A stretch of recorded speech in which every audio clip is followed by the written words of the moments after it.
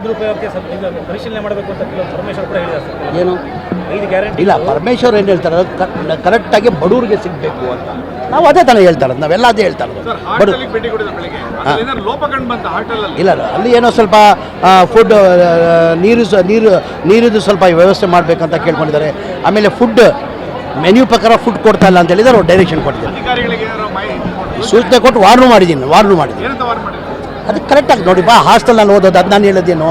ಈಗ ಹಾಸ್ಟೆಲ್ ಬಡವ್ರ ಮಕ್ಕಳು ಪಾಪ ಅವ್ರು ಅಲ್ಲಿ ಅನುಕೂಲ ಇಲ್ಲ ಅಂತ ತಾನೇ ಇಲ್ಲಿ ಬರೋದು. ಹಾಸ್ಟೆಲ್ಗಳಿಗೆ ಅನುಕೂಲ ಇದ್ರೆ ಯಾರು ಬರ್ತಾರೆ ಹಾಸ್ಟೆಲ್ಗೆ? ನಮ್ಮ ಸ್ವಂತ ಮಕ್ಕಳಿಗೆ ಹೆಂಗೆ ನೋಡ್ಕೊಂತೀವಿ ಆ ಥರ ನೋಡ್ಕೊಳ್ಬೇಕಂತ ಸೂಚನೆ ಕೊಟ್ಟು. ಸರ್, ಈಗ ಆಶ್ರಯ ಮನೆಗಳನ್ನು ಕೊಡೋದಕ್ಕೆ 50,000 ರೂಪಾಯಿ ವಸೂಲಿ ಮಾಡ್ತಿದ್ದಾರೆ ಮನೆಗೆ ಅಂತೇಳಿ ಐನೂರು ಮಂಜುನಾಥ್ ಅವರು ಆರೋಪ ಮಾಡಿದ್ದಾರೆ. ತಮ್ಮ ಗಮನಕ್ಕೆ ತಂದಿದ್ದಾರೆ. ಯಾರು 1 ರೂಪಾಯಿ, ಯಾರು 1 ನಿಮಿಷ, ಯಾರು 1 ರೂಪಾಯಿ ಯಾರು ಕಟ್ಟಂಗಿಲ್ಲ. ಅದಲ್ಲ ಸರ್, ಇಲ್ಲ ಇಲ್ಲ ಆ ಥರ. ಈಗ 1 ನಿಮಿಷ ಹೆಂಗ ಮಾಡ್ತಿದ್ದಾರೆ ಅಂತ ಇಲ್ಲ ಹೆಂಗಂತ. ಈಗ ಈಗ ಮನೆಗಳು ಅಲಾಟ್ ಆಗಿರೋದು ಹಿಂದಿನ ಸರ್ಕಾರಲ್ಲಿ ಸಿದ್ದರಾಮಯ್ಯ ಇರುವಾಗ ಸ್ಯಾಂಕ್ಷನ್ ಆಗಿರೋದು.